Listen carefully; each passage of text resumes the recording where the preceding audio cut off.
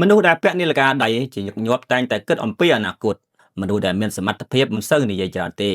មនុស្សដែលតែងតែញញឹមគ្រប់ពេលមិនមែនសុទ្ធតែជាមនុស្សល្អនោះឡើយអ្នកសុំទានមិនមែនមានន័យថាក្រទាំងអស់នោះទេមនុស្សដែលតែងតែយល់ស្របជាមួយអ្នកមិនមែនសុទ្ធតែជាមិត្តល្អរបស់អ្នកឡើយ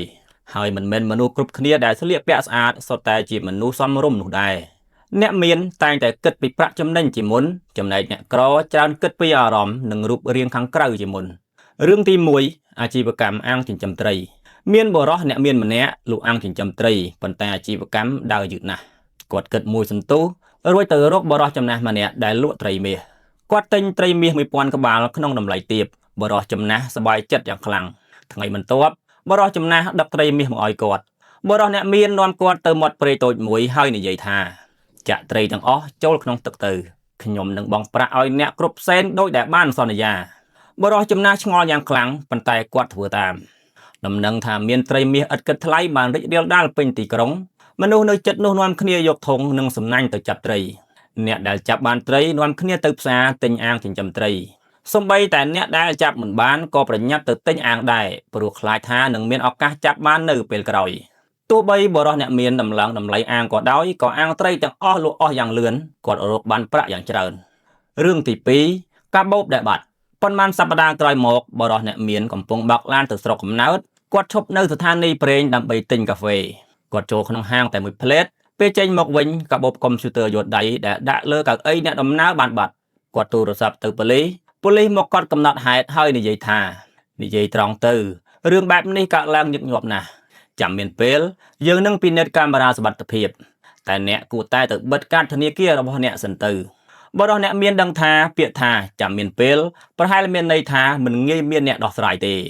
គាត់គិតមួយសន្ទុះរួចទូរស័ព្ទទៅប៉ូលីសម្ដងទៀតដោយសំឡេងភ័យស្លន់ស្លោ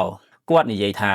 ខ្ញុំទៅនឹកឃើញរឿងគ្រោះថ្នាក់មួយខ្ញុំធ្វើការនៅមន្ទីរពិសោធន៍វិទ្យាសាស្ត្រក្នុងកាបូបនោះមានប្រអប់ផ្ទុកសំណាក់អ្នកជំងឺដែលអាចឆ្លងមេរោគបានខ្ញុំកំពុងយកវាទៅកន្លែងបំផ្លាញចោលពេលប៉ូលីសឮបែបនេះពួកគេចាប់ផ្ដើមសកម្មភាពភ្លាមក្នុងរយៈពេលមិនដល់30នាទីពួកគេក៏ចាប់ចោលបានចោលភ័យរហូតដល់ញ័រជើងរឿងទី3ឡានធ្លាក់ប្រឡាយបន្តដំណើរទៅមុខទៀតបរិសអ្នកមានបើកឡានធ្លាក់កង់មុខចូលប្រឡាយគាត់ហៅរថយន្តស្ទូចតែគេគិតថ្លៃ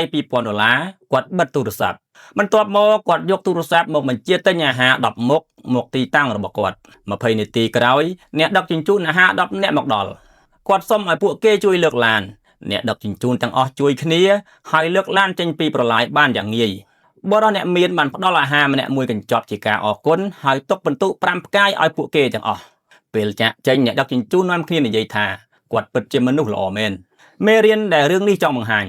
រឿងនេះបង្ហាញពីអំណាចនៃការគិតខុសពីធម្មតាប៉ុន្តែវាមិនមែនគ្រាន់តែអំពីភាពឆ្លាតនោះទេតាមសាច់រឿងបរិសនោះតែងតែជោគជ័យព្រោះគាត់យល់ពីមនុស្សគាត់ដឹងថាមនុស្សចង់បានអ្វីខ្លាចអ្វី